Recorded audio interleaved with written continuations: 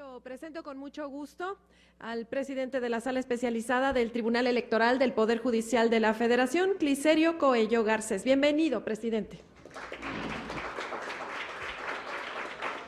Asimismo, nos acompaña el director general de la Academia Interamericana de Derechos Humanos, el doctor Luis Efrén Ríos Vega. Bienvenido nuevamente. Para moderar esta mesa tengo el gusto de presentar a todas y a todos ustedes a la titular de la Defensoría Pública Electoral para Pueblos y Comunidades Indígenas del Tribunal Electoral del Poder Judicial de la Federación, la doctora Janine Madeleine Otálora Malasis. Tiene usted el uso de la voz. Doctora, por favor. Muy buenas tardes. Muchas gracias, Lucy. Quiero, antes que nada, reconocer y agradecer a los magistrados Clicerio Coello Garcés, Gabriela Villafuerte Coello, Felipe de la Mata, por una parte por haber organizado este excelente Observatorio Internacional de Derechos Políticos. Los debates han sido más que enriquecedores y han abierto muchos debates, muchas brechas para la discusión. Agradecer la invitación a participar en esta mesa como moderadora. Antes de presentar un poco y de manera muy breve las sentencias que nos están proponiendo debatir en esta mesa, quiero presentar una disculpa por parte del magistrado presidente Armando Maitret Hernández de la Sala Regional Ciudad de México, quien está todavía en las instalaciones de la Sala Regional con motivo de una visita judicial. Entonces, por eso se le complicaron los tiempos. Es una visita normal. Las sentencias que nos propone aquí la Sala Especializada para debatir me parecen todas de gran interés porque plantean la protección de grupos vulnerables a través de la propaganda electoral. Y creo que son temas novedosos que la verdad, yo que llevo 10 años en el Tribunal Electoral, no se habían planteado. Uno de ellos es la imagen de los niños, y ustedes recordarán de una niñita que se volvió famosa en 2006 porque salía en todos los spots, y estábamos acostumbrados ya a ver a niños en los spots, niñas, niños, y nunca nos habíamos cuestionado sobre el hecho de qué tan legal y qué tan legítimo era tener esas imágenes en un spot de televisión.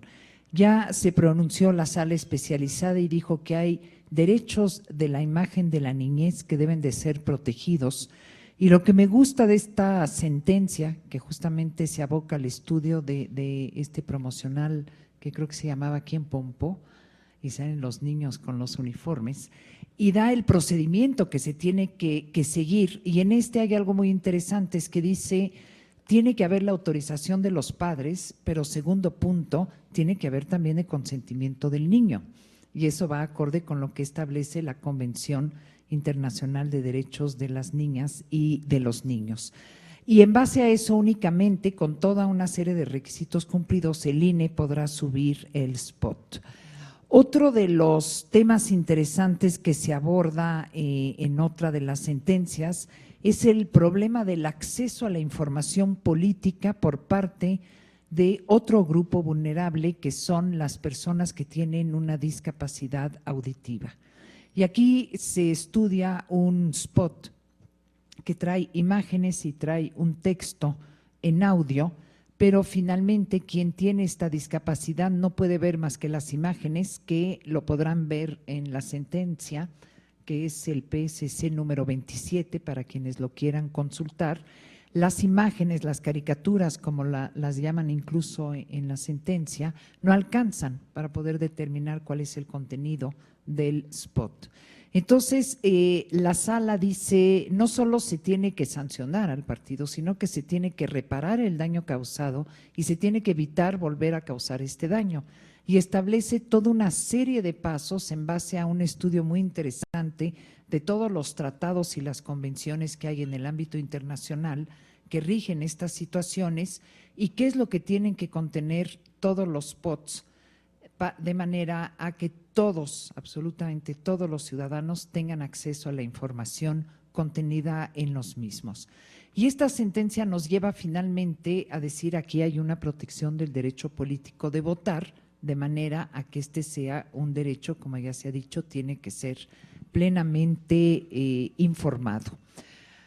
Y voy a cederle la palabra al doctor Luis Efrén Ríos Vega, quien ya fue presentado, para que inicie con su participación.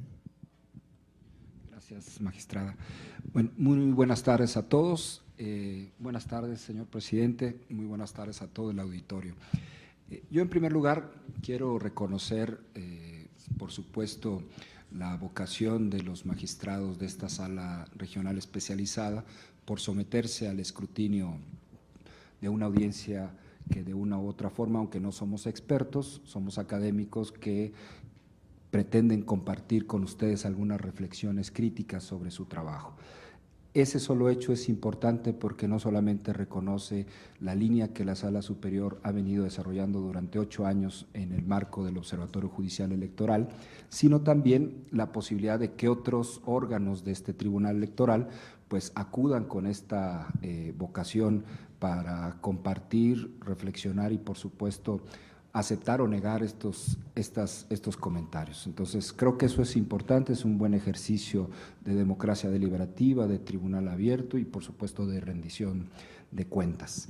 Y en ese sentido, porque es obvio que estar aquí, incluso ahora con el presidente que es parte de los ponentes de estas sentencias, pues no es muy cómodo para todos escuchar puntos de vista contrarios a los que uno está, digamos, reconociendo que el fallo fue una determinada forma de evaluar las cosas de solución correcta, que vengan otros y digan esto no es tan correcto, ¿no?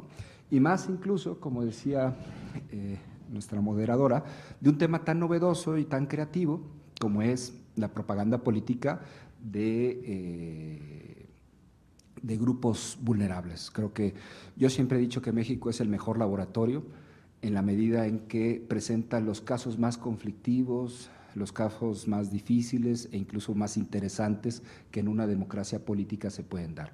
Y eso lo da no solamente el nivel de conflictividad que nuestra ciudadanía y los partidos políticos tienen, sino también nuestros contextos políticos e históricos, pero también el propio modelo del sistema electoral. En broma decíamos algunos colegas que lo que debería de hacer el tribunal es no funcionar tan bien para que no vengan tanto la avalancha de demandas, ¿no? Pero funcionan tan bien en cuanto a la respuesta que da la ciudadanía que cada vez más aumenta el índice de demanda. Es obvio que eso no debería de ser correcto, pero a veces los tribunales tienen que ser más, digamos, limitados a la hora de juzgar la accesibilidad. Pero en este sentido creo que el tribunal ha mostrado al país que es un elemento fundamental de estabilidad política en las elecciones libres y auténticas. Dicho esto, yo me voy a centrar en 2 temas.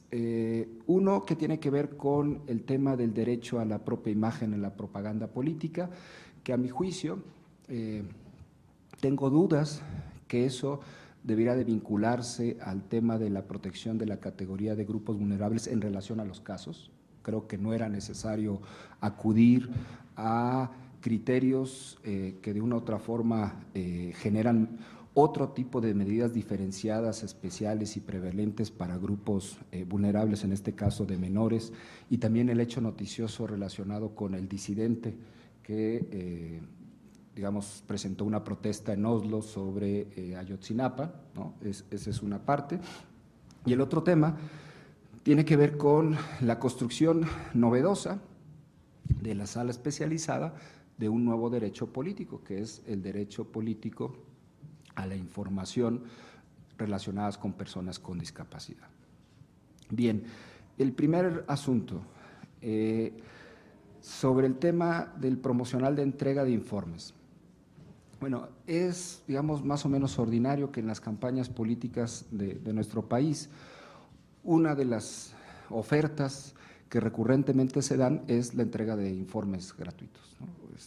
Digamos, inclusive es una política social de Estado que ordinariamente se tienen en muchos gobiernos municipales, locales y federales. ¿Cuál es mi crítica en este tema? creo que no es necesario acudir al interés superior del menor, que es una cláusula que desde la perspectiva internacional funciona más bien para resolver conflictos entre intereses, en conflicto obviamente, por el hecho de asumir siempre el interés superior del niño para manejar la solución del caso conforme a los lineamientos que plantea la sala especializada. ¿Y por qué lo digo así? Porque en el caso concreto no había, a mi juicio, ningún problema de situación de riesgo de un menor en torno a su situación de desventaja, de su situación que le pudiera poner en riesgo sus derechos fundamentales, sino más bien se resolvía con el derecho a la propia imagen, ¿no? O sea, la categoría del derecho a la propia imagen que pudiera tener una protección más amplia relacionada con el interés superior del niño, era a mi juicio suficiente para resolver este problema. Incluso, por ejemplo, si ustedes revisan los otros spots, también hay imágenes de menores, ¿no? O sea, por ejemplo, en el spot relacionado con el disidente de Ayotzinapa en Oslo, también hay menores que representan ciertas imágenes de pobreza del país, ¿no? Pero ahí digamos que el tribunal hizo omiso el criterio de que también esa imagen de ese menor tendría que asumir un criterio de consentimiento informado de sus padres o si no de ellos y todos los criterios que comentaron. ¿Y por qué digo que es innecesario acudir al interés superior del menor? Porque eso es un problema nada más del derecho a la propia imagen, ¿no? Del menor obviamente, en donde hay un gran debate, hoy me comentaba Óscar, en España, por ejemplo, es una limitación normativa muy fuerte para utilizar imágenes de menores en publicidad, más aún en propaganda política. Pero creo que hay criterios internacionales que permiten, digamos, comparar, analizar en qué medida el uso de la imagen de menores puede ser permitido o no puede ser permitido. Y más aún porque creo que el argumento que da el tribunal en ese sentido es, a mi juicio, un mal argumento. El tribunal dice que no se debe aplicar el interés superior del niño porque puede haber una discriminación presente o futura de él en relación a la asociación con un determinado partido, ¿no? Si esto es así, o sea, si el criterio es válido, el argumento es válido, entonces, aunque un padre de familia dé, en principio, su consentimiento, siempre existirá la posibilidad de que ese menor utilizado en un promocional pueda ser asociado en un presente o en un futuro con ese determinado partido político. Y creo que ahí, si ese es el argumento, pues prácticamente entonces habría, como en España, la prohibición absoluta de utilizar siempre a los menores de edad. Yo pongo un ejemplo. Yo, por ejemplo, fui candidato, no político, sino a mi escuela, ¿no? Y uno de los promocionales que yo ofrecí, en este caso para convencer a la comunidad universitaria, es que en el spot mi hija comentaba que vota por mi papá por 3 años más, algo así, ¿no? Claro, yo le dije, mira, hay una convención internacional del niño, ¿estás de acuerdo a que pases? Obviamente, le mencioné los protocolos de Beijing y de Estocolmo y todos esos, ¿estás de acuerdo? ¿No? Pero sobre todo le dije, pero eso le va a dar trabajo a tu papi, o sea,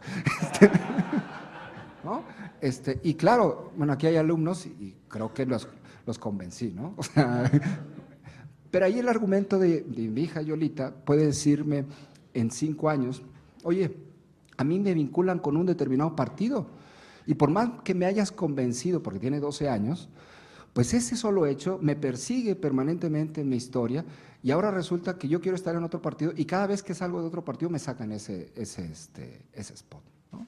Entonces, yo lo que diría ahí en ese sentido que es muy interesante que la Sala Superior se preocupe por este tipo de situaciones que son novedosas e importantes y creo que hay que reconocerle a las salas especializadas ese interés de proteccionista, de generar criterios adecuados para este tipo de menores, de criterios de grupos vulnerables, pero creo que en el caso, honestamente, se resolvía más con un problema del derecho a la propia imagen y que siguiendo la doctrina de la propia imagen, de cómo opera ese derecho, cuándo son las excepciones, cómo en una determinada excepción puede funcionar o no en las diversas reglas que operan, creo que era suficiente para resolver el problema. ¿Por qué creo que es problemático asumir otros criterios? Porque luego el tribunal asume de manera, digamos, proteccionista estos aspectos y cuando le genere un problema de esta naturaleza, los van a vincular a los precedentes que se dijeron y a veces uno se tiene que desdecir de muchas cosas que de manera, con todo respeto, retórica, uno dice en sus sentencias. Entonces yo creo que, digamos, no hay que ser como el consejo francés de que en una sola hoja resuelven el tema, pero yo creo que si la litis concreta se resolvía con un tema específico, no era, a mi juicio, necesario sobre ese tema abordar.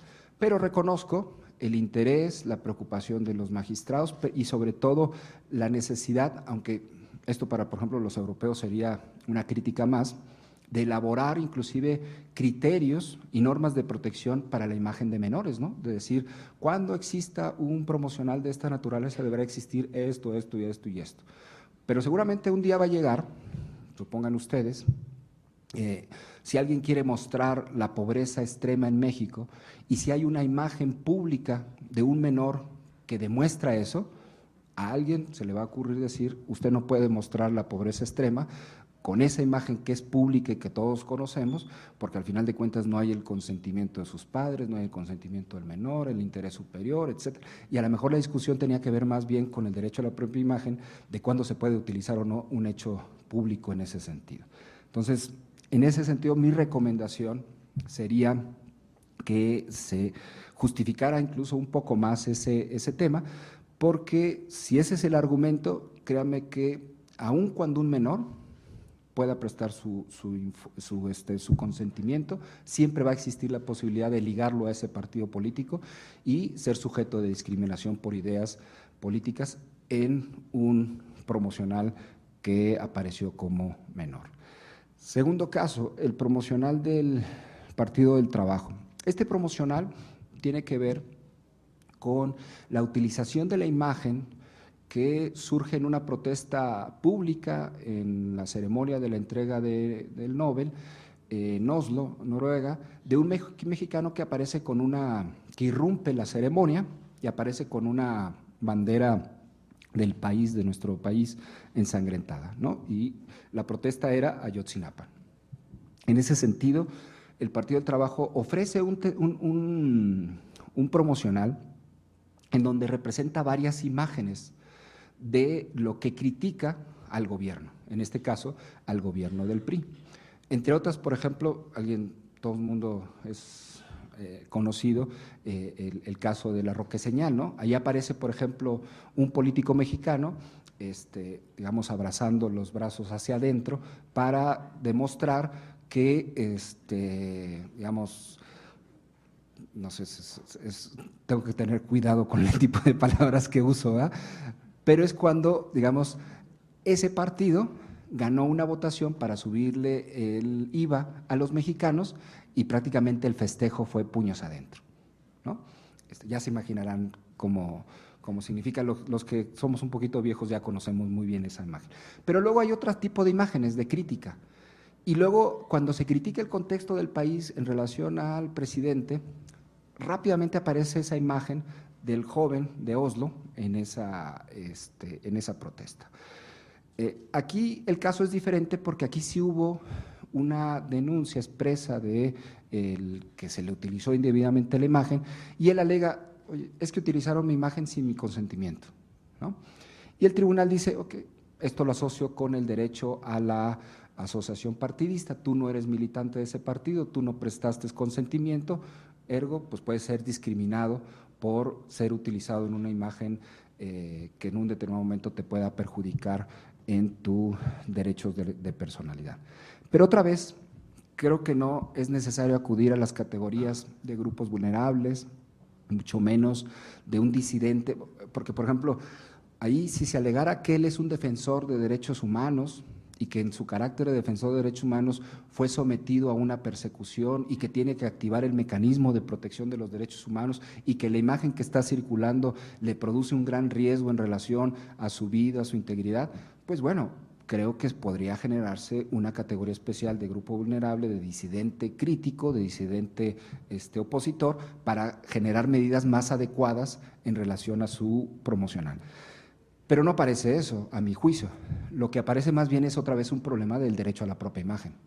Un problema del derecho a la propia imagen relacionada con el tema de la excepción de cuándo se puede o no utilizar una imagen de una persona que es un hecho público noticioso, ¿no?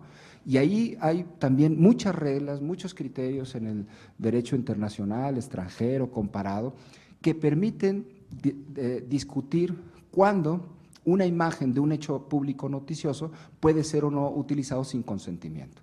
Y ahí es la otra crítica que yo ofrezco al tribunal. No aparece, a mi juicio, en la sentencia ninguna referencia a abordar el problema de decirle a esa persona o decirle que sí tiene razón, de que ese hecho público noticioso del que él fue objeto de manera voluntaria puede ser objeto de utilización de propaganda política o de imágenes de hechos periodísticos. Si lo aplicamos, por ejemplo, al hecho periodístico, pues él también pudiera ir al tribunal y decir, ¿por qué Excelsior usa mi imagen? ¿No? Porque yo no presté mi consentimiento para que apareciera en el Excelsior, ¿verdad? ¿Por qué CNN aparece mi imagen?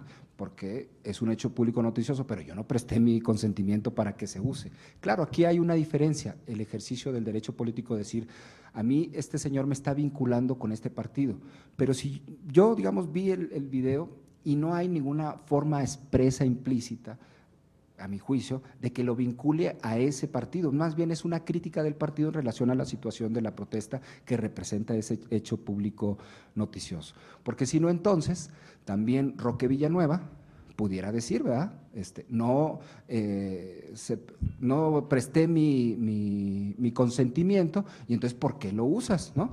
O una menor que aparece ahí en términos de pobreza, tampoco yo presté mi consentimiento y no visualmente no puede ser utilizado. Entonces, mi crítica, más allá de estar o no de acuerdo en cómo se resolvió, es que el tribunal debiera de abordar un poco más el tema de estos dos problemas, de estos dos casos, más como el derecho a la propia imagen y sus excepciones, que como una categoría especial de grupos vulnerables. Y esa es, digamos, mi recomendación respetuosa a la sala especializada. Finalmente, el tema de las personas con discapacidad, que además es en términos de derecho es el más bonito, ¿no? O sea, ¿quién está en desacuerdo que las personas con alguna discapacidad auditiva o visual tengan acceso a la información política para decidir su voto? Nadie estamos en desacuerdo, al contrario, ¿no? Creo que aquí tenemos incluso un buen ejemplo de lenguaje de signos para efecto de comunicar lo que yo estoy expresando, ¿no? Pero el gran problema es hasta qué punto y bajo los lineamientos que se justifican, y que creo que ahí hay que reconocerle a la sala especializada un gran interés por justificar sus decisiones en este sentido de construcción de un derecho bajo estándares internacionales. Creo que hay una gran,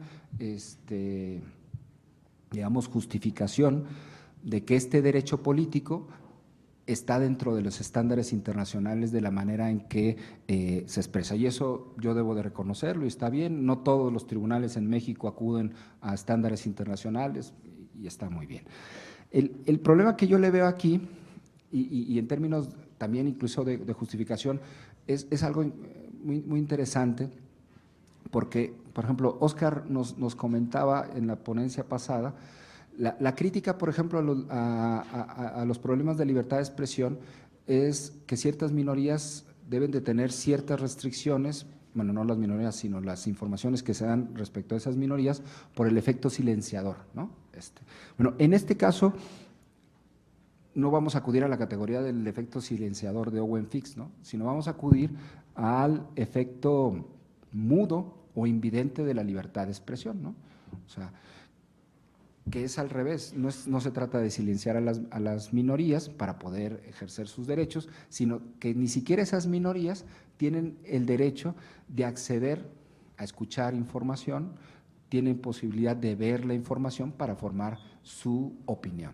Y eso creo que es algo muy interesante, que es lo que se encuentra en la sentencia, ¿no? O sea, eso es para una tesis doctoral, ¿no? Aquellos que estén trabajando, cómo se justifica el derecho político de la información a las personas con discapacidad, pues ahí tienen toda una ruta teórica y filosófica y constitucional para desarrollarlo.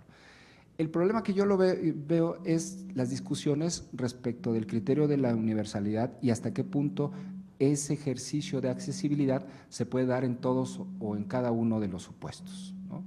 Porque si es así, entonces, pues en función del derecho a la información política de las personas con discapacidad, pues no solamente esta sesión debería de haber sido con lenguaje de signos, también debió haber sido todas las sesiones, y también debieron haber sido todas las sesiones del Tribunal Electoral, y también deben haber sido todos los promocionales, ¿no? Porque si le dejamos nada más a los partidos saber cuáles son las informaciones, pues ya estamos dándole un criterio de sesgo de qué tipo de información puede tener acceso o no esa persona con discapacidad. Y ahí hay toda una discusión. Ahí hay toda una discusión de universalismo, particularismo, de accesibilidad o no, de accesibilidad con ciertos criterios, con ciertas cuotas, con ciertos márgenes que en un determinado garantizan de manera mínima este terreno, ¿no? El voto, por ejemplo, con braille, en fin, hay muchas cosas en el mundo del derecho electoral que se están discutiendo hoy en día en relación a ese tema. Y toda esa problemática es la que yo no veo aquí en la sentencia, ¿no? O sea, ¿por qué? Porque con este criterio, pues prácticamente ahora, para poder bajar todos los spots, y porque los partidos así son, van a decir, falta de acceso a la discapacidad auditiva, no hay títulos, ¿no? Falta de acceso a la, ¿cómo se llama?, accesibilidad en términos auditivos, no hay esquema gráfico para poder desarrollarlo. Y ese es un problema que hay que tener cuidado a la hora de resolver estos problemas.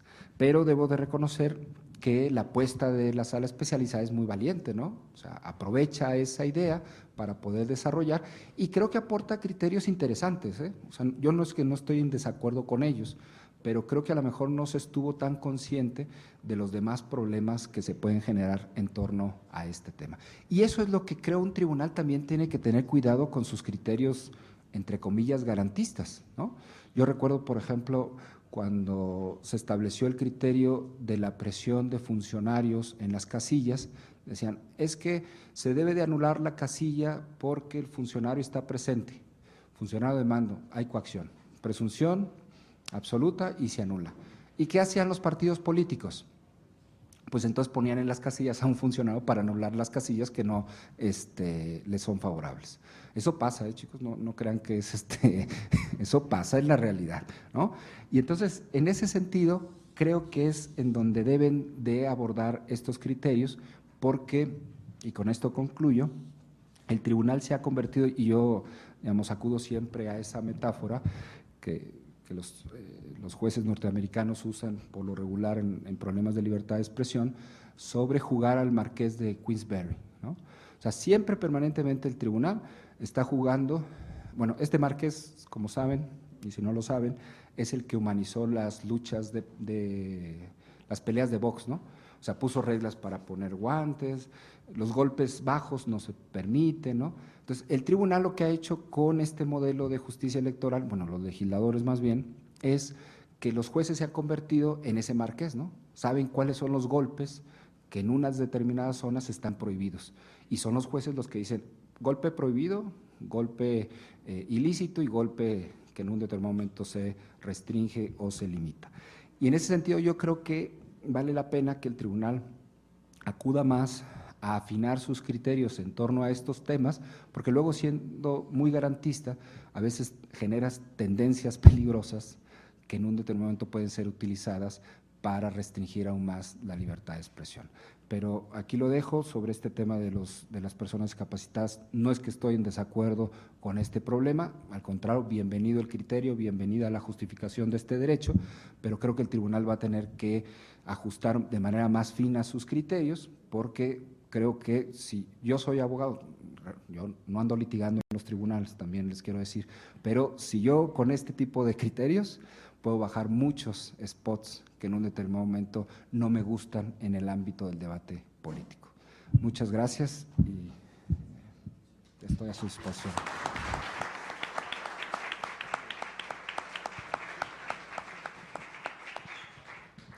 Muchas gracias a Efraín Ríos por su presentación de estas 3 sentencias. Creo que lo importante de estos observatorios es justamente lo que acabamos de escuchar, es abrir espacios públicos de debate, de crítica saludable justamente a las sentencias del Tribunal Electoral por parte tanto de académicos como lo que yo llamo los usuarios de nuestra justicia, que son los candidatos, los ciudadanos, los partidos políticos. Además, nos permite un acercamiento muy distinto al contenido de las sentencias, porque quienes habrán leído las 3 sentencias, escuchando ahorita la presentación que hace Efraín Ríos, tiene otra visión de las mismas y a lo mejor una inquietud de volver a revisar algún aspecto como yo ahorita la tuve, de ver si dijeron o no dijeron en la sentencia. Plantea un problema muy interesante, es ¿qué es y cuándo es un grupo vulnerable? Y creo que la vulnerabilidad, si lo podemos plantear en este término, en el ámbito electoral es muy distinta de la vulnerabilidad que podríamos hablar de los grupos en ámbitos penales, civiles, familiares. Creo que aquí la vulnerabilidad de los grupos se mide ante partidos políticos, ante ciertas maquinarias también de alguna manera. Yo siempre he sostenido que las mujeres per se no es un grupo vulnerable, es el 52% de la sociedad, no puede ser un grupo vulnerable. Pero dentro de este grupo que no es vulnerable sí hay subgrupos vulnerables, como puede ser el hecho de ser mujer pobre u otras subcategorías que entra uno ya en la vulnerabilidad. Y me hace pensar en algunos juicios que en su momento vimos en la Sala Ciudad de México, uno de ellos que por primera vez viene una mujer a plantearnos su problema ya no de una violación a su derecho político a ser votada, sino era su derecho político a no ser votada, porque ella vino y dijo, yo nunca fui candidata para estar en la lista de RP de este partido. Y la cuestión fue, ¿qué hacemos con este derecho político? Pues sí, existe el derecho político a no ser votado, definitivamente. Le entramos, lo estudiamos, en fin, y tomamos la determinación correspondiente. Van ahorita a la Sala Superior, tendrá que resolver un caso planteado por los candidatos independientes en cuanto a la manera en que está planteada la boleta en la Ciudad de México y tendrán que resolver justamente sobre varios problemas de personas con discapacidad, que en este caso sería el analfabetismo, para poder leer el nombre del candidato independiente, no solo leerlo, escribirlo también de manera completa. Entonces, sí hay una vulnerabilidad político-electoral, de ello estoy plenamente convencida, que difiere de otras formas de vulnerabilidad de estos mismos grupos que podrían no serlo en otros ámbitos. Pero le daré ahora el uso de la voz al magistrado integrante Clicerio Coello de esta sala especializada. Muchas gracias, buenas tardes a todos. Muchas gracias, doctora Yanine Otalora, por esta espléndida moderación. Desde luego, siempre es un gusto compartir esta mesa con mi amigo el doctor Luis Efraín Ríos, que además en esta ocasión es coorganizador de este observatorio y que también ha sido una pieza fundamental para llevar a cabo a lo largo de 10 años observatorios judiciales en esta Sala Superior y en esta ocasión con la sala especializada, además convocando a un grupo nutrido de académicos para reflexionar en torno a las sentencias emitidas por la sala especializada. Desde luego, sumarnos a esta iniciativa en este segundo ejercicio de observatorio que hace la sala especializada atiende precisamente a esta vocación de apertura, de realizar un ejercicio de rendición de cuentas, de intercambiar puntos de vista, y procuramos estar siempre aquí, no solo la magistrada Gabriela Villafuerte Cuello, el magistrado Felipe de la Mata Pizaña, su servidor, en las jornadas, darle seguimiento de manera completa, escuchar los comentarios, porque nos contribuyen con creces a las nuevas reflexiones que podemos tener en relación a diversos asuntos, pero también están aquí los secretarios de estudio y cuenta, el personal jurisdiccional de la sala especializada, además de académicos invitados, desde luego, y del foro universitario, con ánimo de generar, desde luego, una apertura sobre estos temas. Estoy convencido que la jurisdicción electoral de un sistema democrático debe mostrar apertura al pluralismo, y el pluralismo se distingue por la diversidad de ideas, de criterios y de puntos de vista. La jurisdicción electoral debe estar abierta, desde luego, al escrutinio, a la discusión, y por ello nosotros con mucho gusto escuchamos todas las opiniones que se viertan sobre estos aspectos, y iría más allá.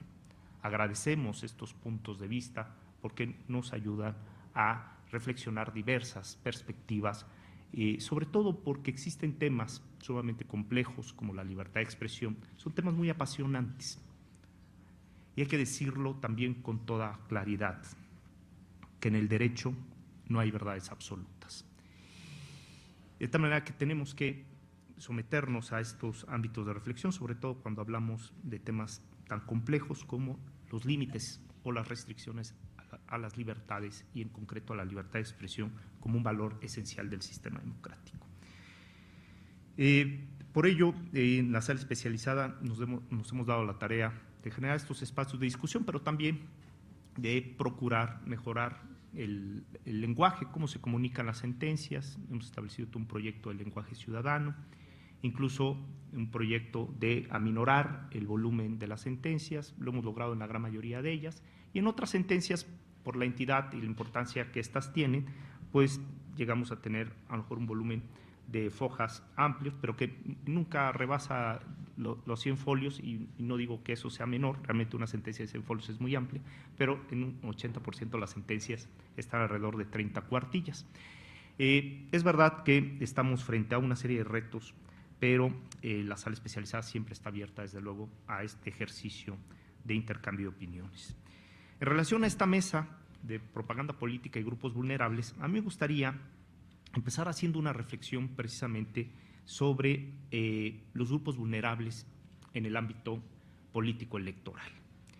La judicatura electoral, en el transcurso del tiempo, pues ha advertido la necesidad de articular mecanismos eficaces para el ejercicio pleno de los derechos políticos, sobre todo de determinadas minorías, de grupos vulnerables o de sectores de la sociedad que representan movimientos sociales, como es el caso de la equidad de género. Lo que implica responder, desde mi perspectiva, y una vez que he releído estas sentencias, también desde una perspectiva de autocrítica, pues tenemos que responder quiénes integran y quiénes participan realmente en el demos en un sistema democrático. Quiénes integran el demos, y no basta con el reconocimiento de la integración o de la calidad de ciudadano para integrar el demos, sino quiénes realmente, una vez que tienen el estatus de la ciudadanía formal, tienen los mecanismos idóneos para ejercer los derechos político-electorales. Quiénes integran el demos y quiénes realmente tienen las condiciones óptimas para el ejercicio de sus derechos. Porque formar parte del demos no solo es desde una perspectiva formal, es decir, no se agota con el simple reconocimiento del estatus de ciudadano, pero si determinados grupos vulnerables, como el caso de las personas con alguna discapacidad, no cuentan con los mecanismos idóneos para poder emitir su sufragio en sentido positivo o pasivo, es decir, la posibilidad de votar o ser votados, o desde otra perspectiva, por ejemplo, las personas en situación de calle, si no tienen las condiciones para comprobar un domicilio a efecto de que se les expida una credencial de elector, ¿cómo estamos garantizando entonces que estas personas que desde una categoría formal pertenecen al demos están vedados a la participación política electoral? Por ello, por sí mismo, no es suficiente los reconocimientos formales para un ejercicio eficaz de los derechos políticos. Podríamos decir que el reconocimiento de los derechos a todos los ciudadanos, porque también hay que decirlo, que la ciudadanía implica un estatus de exclusión, porque excluye a otro sector de la población que también podría ser calificado como grupo vulnerable, el caso de los inmigrantes, y eso abriría otra reflexión, ¿no?, desde otra perspectiva, si se les debe garantizar o no el acceso a la participación política con determinados requisitos, la situación regular, la residencia estable, es decir, entraríamos a otro tema más allá del reconocimiento formal de la ciudadanía desde la perspectiva constitucional. Pero desde la perspectiva constitucional, es decir, la ciudadanía formal, por sí misma, requiere además de otros mecanismos para hacer eficaz el ejercicio de los derechos políticos de determinados grupos en condiciones de vulnerabilidad, que hay que decirlo, que no son menos, que no son pocos. Y entonces, ¿cuál es el reto del Estado democrático para responder a este interrogante de quiénes integran y quiénes participan realmente, quiénes integran el demos y quiénes participan realmente en los asuntos públicos? Y para ello se requiere de acciones positivas desde la perspectiva legislativa, desde luego, para efecto de generar las mejores condiciones posibles para el ejercicio de los derechos políticos. Y ahí tenemos un ejemplo claro, representado por un movimiento social de la equidad de género, y vemos un avance desde la perspectiva normativa, pero que también ha tenido un avance desde la perspectiva de la interpretación, desde la perspectiva de la labor jurisdiccional. Es decir, el reto frente a la eficacia de los derechos políticos para todos, es decir, generar condiciones de igualdad para el ejercicio de los derechos políticos, está en los mecanismos normativos que se habiliten a través de acciones positivas, pero también el juez tiene una alta responsabilidad para la eficacia de los derechos políticos, en este caso la jurisdicción electoral, es decir, para resolver desde una perspectiva de inclusión y de igualdad los asuntos de su competencia. Y podemos quizá discutir el camino argumentativo, pero lo que es cierto es que el resultado final es la tutela de un sector en condiciones de vulnerabilidad. Y el resultado final es la posibilidad de que ejerza sus derechos políticos en las mejores condiciones posibles. Y esto, desde luego, el resultado final, desde luego, es positivo para generar mejores condiciones de equidad en una sociedad democrática. Y quizá podríamos entrar a un tema que la doctrina tampoco ha logrado un consenso en los temas de concepción, es decir, estamos hablando realmente de un grupo vulnerable o de un movimiento social o de una minoría, o hay una distinción entre algunos de estos.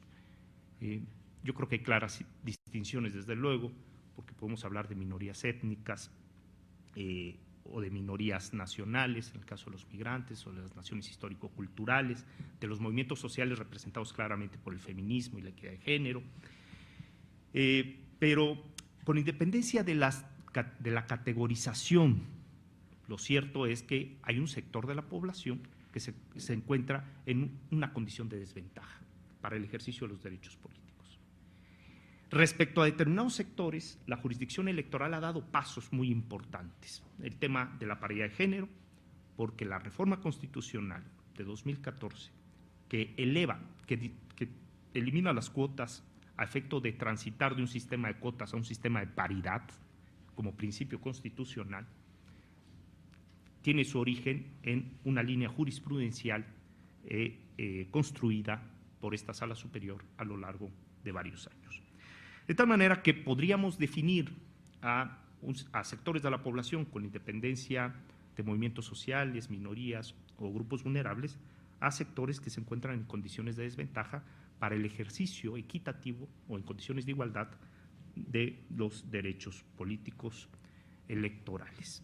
De tal manera que ahí considero que hay un reto de la jurisdicción electoral, un nuevo reto, un reto permanente de la jurisdicción electoral, que es articular desde la judicatura, a través de decisiones judiciales, el factor procedimental de la soberanía popular, que es incluyente y que requiere de mecanismos interpretativos para generar las mejores condiciones para el ejercicio del sufragio.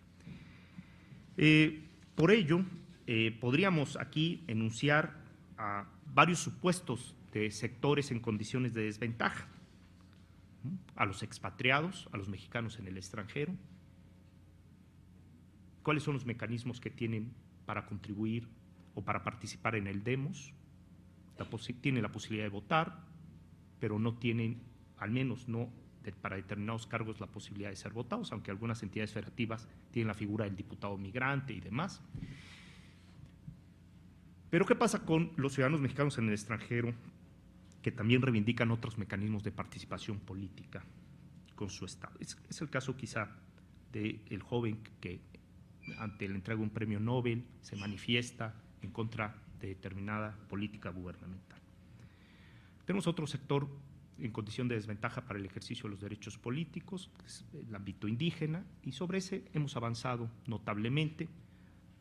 Yanine Otalora, que modera esta mesa, ha incursionado en diversos aspectos de estos grupos en condiciones de desventaja y en la actualidad es nuestra directora de la Defensoría Electoral Indígena, paso fundamental que ha dado esta Sala Superior, su presidente, para salvaguardar los derechos políticos de los pueblos y de los integrantes que tienen esta condición de indígenas. Es decir, ahí se ve una muestra clara de mecanismos positivos para generar las mejores condiciones posibles para el ejercicio de los derechos políticos. El tema de género, que ha avanzado notablemente, pero podemos discutir respecto a otros sectores de la población en condiciones de desventaja, el caso de los presos, en el que Luis Efrén ha aportado a la doctrina del ámbito electoral muchas reflexiones si los presos deben de votar o no,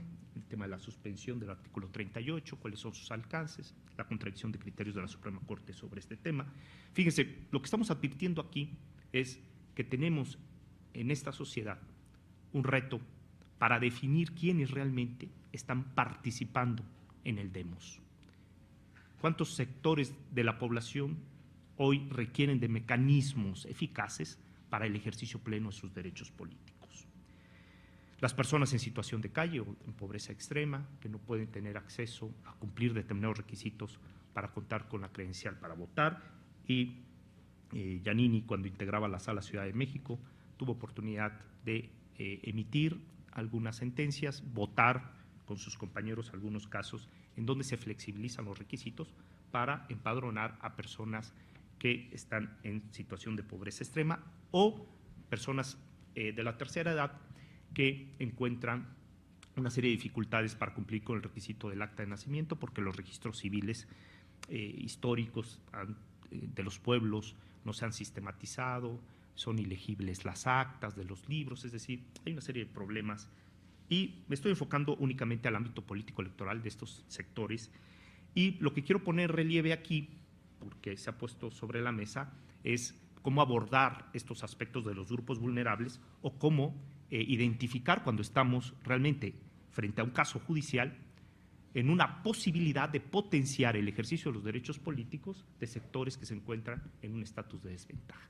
Y ese es el ejercicio que ha hecho la sala especializada con los casos que se analizan en esta mesa. Y me voy a centrar concretamente con el asunto de las personas con alguna discapacidad, porque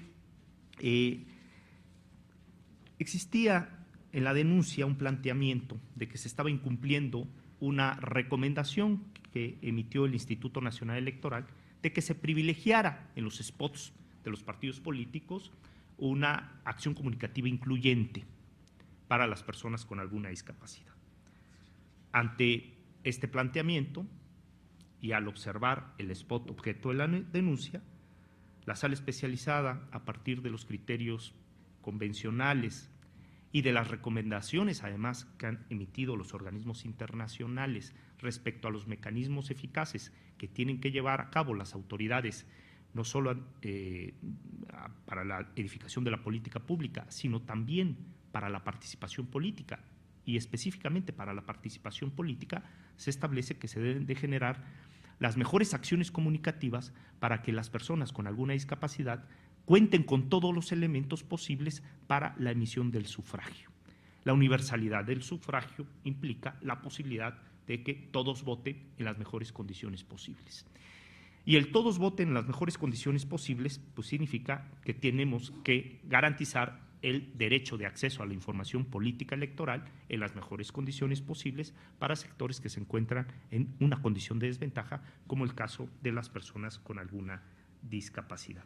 Por ello, en este caso, la Sala Especializada ha determinado la obligación de los partidos políticos de subtitular sus promocionales en televisión. Esto a partir de una necesidad imperante en la sociedad, sobre todo si analizamos las estadísticas de la discapacidad auditiva en este país. La magistrada Gabriela Villafuerte Cuello, en la sesión pública en la que resolvimos esta sentencia, traía a colación una serie de datos que realmente eran sugerentes, nos invitaban a la reflexión.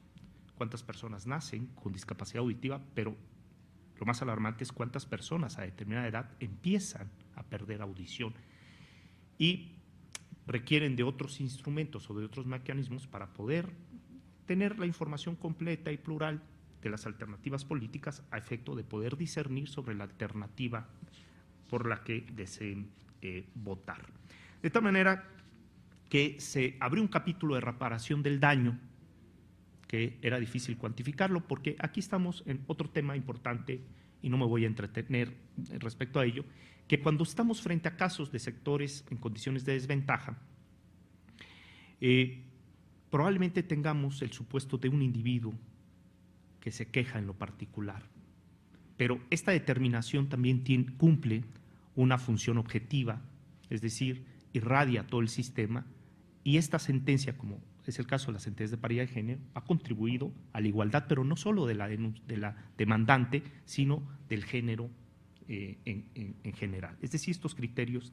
Y en la reparación del daño, en el apartado de reparación del daño de la sentencia, se determinó que era necesario establecer, en virtud de que no se podía cuantificar, y que debía cumplir una función objetiva la sentencia frente a este fenómeno de este grupo en condiciones de vulnerabilidad, se estableció que los partidos políticos a partir de determinada fecha tenían que subtitular, dando un plazo razonable para que pudieran sustituir los materiales que tenían pautados y generar nuevas pautas desde esta visión inclusiva y plural. También se acudió a la interpretación que la Corte Interamericana de Derechos Humanos ha establecido para establecer garantías de no repetición.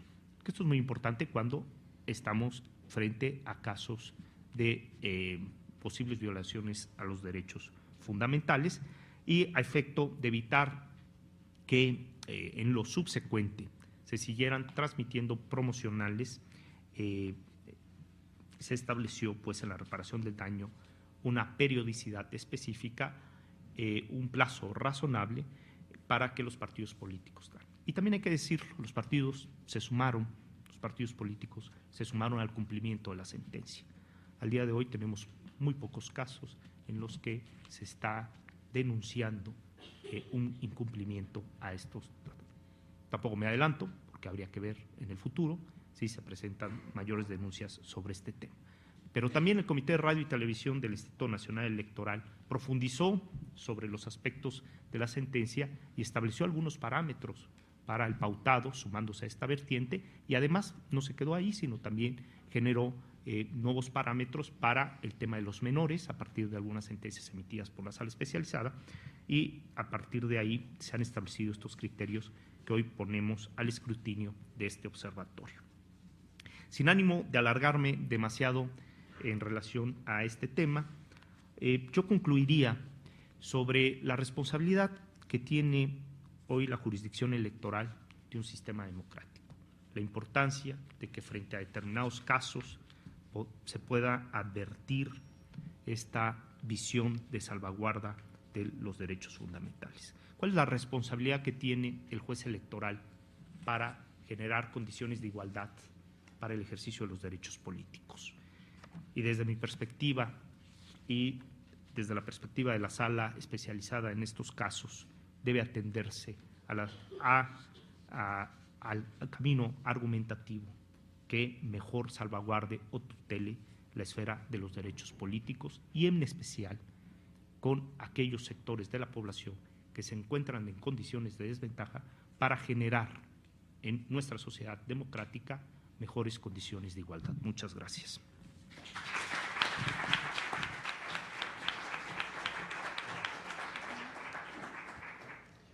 Muchas gracias, magistrado Clicerio Coello. Creo que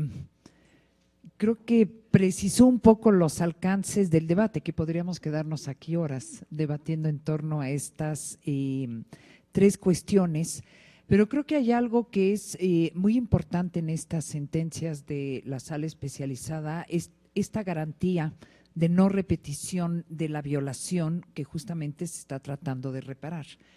Y nos lleva a algún asunto que en efecto resolvió la Sala Regional Ciudad de México, en particular el derecho de votar de todos los ciudadanos que viven en la calle, y que tuvimos un caso, llegó el ciudadano, fue al INE, pidió su credencial de elector, es un hombre que lleva aproximadamente 8 años viviendo en la calle, y se la negaron porque no tenía comprobante de domicilio. Acude con nosotros y lo más fácil hubiera sido, y lo más ortodoxo en el ámbito electoral, hubiera sido decir, una vez que llevamos a cabo el magistrado instructor las diligencias pertinentes para ubicar la banqueta en la cual solía vivir y poder dar una geolocalización, era decirle al Instituto Nacional, entrégale en base a esta geolocalización su credencial de elector y súbelo al listado nominal correspondiente. Pero fuimos más allá, como lo ha hecho la sala especializada,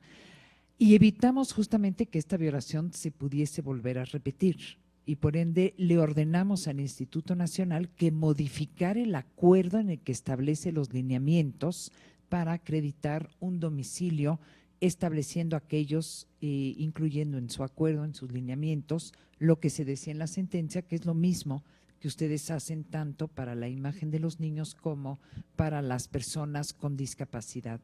Y yo solo cerraría diciendo que sí, se puede ver la sentencia del caso de las personas con discapacidad auditiva de dos maneras. Una es, vendrán partidos a decir baja el spot del contrincante porque no tiene el subtítulo que ya se ordenó en alguna ocasión, pero de no haber establecido estos lineamientos en la sentencia hubieran llegado otros juicios diciendo baja el spot de este contrincante porque no tiene ninguna manera de que quienes padecen discapacidad auditiva puedan enterarse del contenido del mismo. Entonces, finalmente es el pseudodrama de la justicia electoral, es que por donde uno le quiera ver siempre habrá un riesgo de incumplimiento o de agravar la conflictividad de estos procesos. Creo que con esto podemos dar por concluida esta mesa. Así es, muchísimas gracias, doctora. Las preguntas serán atendidas vía correo electrónico y en este momento, bueno, pues se hace entrega del reconocimiento a la doctora Otálora Malasis, quien es titular de la Defensoría Pública Electoral para Pueblos y Comunidades Indígenas del Tribunal Electoral. Adelante, presidente, por favor. Se nos entrega a la doctora Giannini, en virtud de que esta constancia la firmamos su servidor y Luis Efraín en calidad de coordinador de la academia, nosotros le hacemos entrega a nuestra espléndida moderadora esta constancia. Muchas gracias.